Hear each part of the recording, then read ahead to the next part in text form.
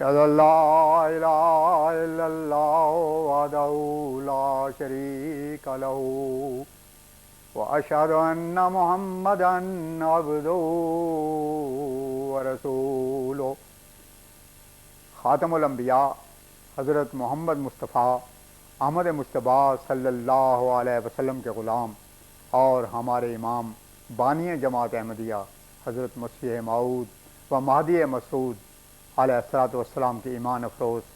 اور روح پرور ملفوظات، فرمایا رسول اللہ میں وہ ساری قوتیں اور طاقتیں رکھی گئی ہیں جو محمد بنا دیتی ہیں تاکہ بالقوہ باتیں بالفعل میں بھی آ جائیں۔ اس لیے آپ نے یہ دعویٰ کیا کہ انی رسول اللہ علیکم جمیعہ۔ ایک قوم کے ساتھ جو مشقت کرنی پڑتی ہے تو کس قدر مشکلات پیش آتی ہیں۔ ایک خدمتگار شریر ہو تو اس کا درست کرنا مشکل ہو جاتا ہے، آخر تنگ اور عاجز آ کر اس کو بھی نکال دیتا ہے، لیکن وہ کس قدر قابل تعریف ہوگا جو اسے درست کر لے، اور وہ تو بڑا ہی مرد میدان ہے جو اپنی قوم کو درست کر سکے۔ حالانکہ یہ بھی کوئی بڑی بات نہیں، مگر وہ جو مختلف قوموں کی اصلاح کے لیے بھیجا گیا، سوچو تو صحیح کس قدر کامل اور زبردست قوا کا مالک ہوگا۔ مختلف طبیعت کے لوگ، مختلف عمروں، مختلف ملکوں،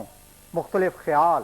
مختلف قوا کے مخلوق کو ایک ہی تعلیم کے نیچے رکھنا اور پھر ان سب کی تربیت کر کے دکھا دینا، اور وہ تربیت بھی کوئی جسمانی نہیں بلکہ ایک روحانی تربیت،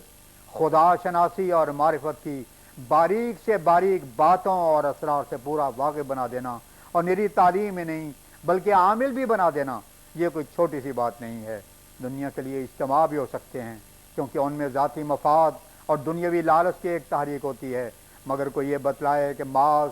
اللہ کے لیے پھر ایسے وقت میں کہ اس جلالی نام سے کل دنیا ناواقف ہو، اور پھر ایسی حالت میں اس کا اقرار کرنا کہ دنیا کی تمام مصیبتوں کو اپنے سر پر اٹھا لینا، کون کسی کے پاس آ سکتا ہے جب تک اللہ تعالیٰ کی طرف بلانے والی کی عظیم الشان قوت جذب کی نہ ہو کہ بے اختیار ہو کر دل اس کی طرف کھنچاویں، اور وہ تمام تکلیفیں اور بلائیں ان کے لیے محسوس اللذات اور مدرک الحلاوت ہو جاویں۔ اب رسول اللہ صلی اللہ علیہ وسلم اور آپ کی جماعت کی طرف غور کرو تو پھر کیسا روشن طور پر معلوم ہوگا کہ آپ ہی اس قابل تھے کہ محمد نام سے معصوم ہوتے، اور اس دعویٰ کو جیسا کہ زبان سے کہا گیا تھا انی رسول اللہ علیکم جمیعہ آپ نے عمل سے بھی کر دکھاتے۔ چنانچہ وہ وقت آ گیا کہ اذا جاء نصر اللہ والفتح ورأیت الناس یدخلون فی دین اللہ افواجا، اس میں اس امر کی طرف صریح اشارہ ہے کہ آپ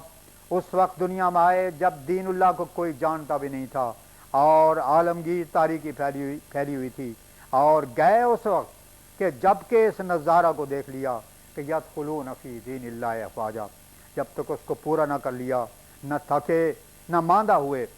مخالفوں کی مخالفتیں، اعداء کی سازشیں اور منصوبے، قتل کرنے کے مشورے، قوم کی تکلیفیں آپ کے حوصلے اور ہمت کے سامنے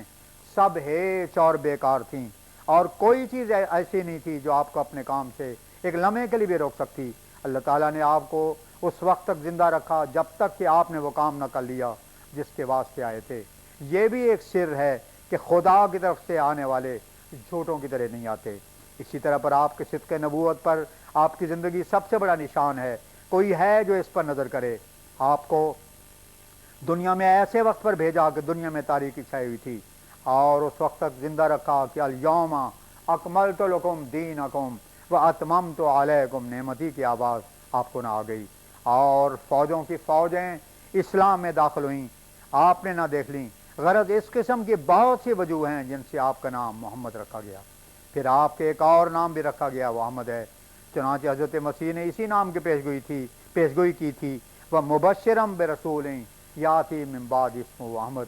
سورہ صف، یعنی میرے بعد ایک نبی آئے گا جس کی میں بشارت دیتا ہوں اور اس کا نام احمد ہوگا۔ یہ اس بات کی طرف اشارہ تھا کہ جو اللہ تعالیٰ کی حد سے زیادہ تعریف کرنے والا ہو، اس لفظ سے صاف پایا جاتا ہے، اور سچی بات بھی یہی ہے کہ کوئی اسی کی تعریف کرتا ہے جس سے کچھ لیتا ہے، اور جس قدر زیادہ لیتا ہے اسی قدر زیادہ تعریف کرتا ہے۔ اگر کسی کو 1 روپیہ دیا جاوے تو وہ اسی قدر تعریف کرے گا، اور جس کو 1000 روپیہ دیا جاوے وہ اسی اندازے سے کرے گا۔ غرض اس سے واضح طور پر پایا جاتا ہے کہ رسول اللہ صلی اللہ علیہ وسلم نے سب سے زیادہ خدا کا فضل پایا ہے۔ دراصل اس نام میں ایک پیشگوئی ہے کہ یہ بہت ہی بڑے فضلوں کا وارث اور مالک ہوگا۔ پھر آپ کے مبارک ناموں میں ایک سر یہ ہے کہ محمد اور احمد جو دو نام ہیں، ان میں دو جدا جدا کمال ہیں۔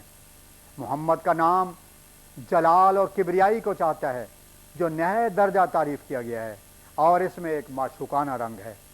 کیونکہ معشوق کی تعریف کی جاتی ہے، پس اس میں